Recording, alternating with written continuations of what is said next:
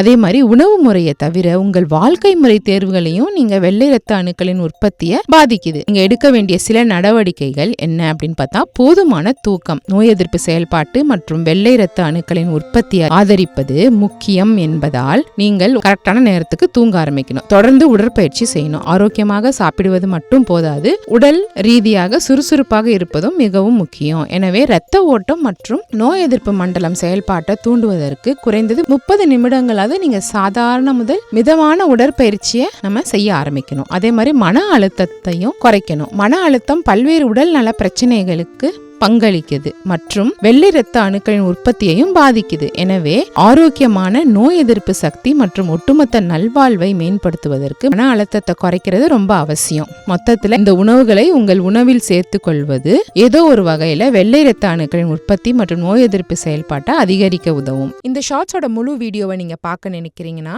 கீழே இருக்கிற லிங்கை பிரஸ் பண்ணி பார்த்து பயன்பெறுங்க.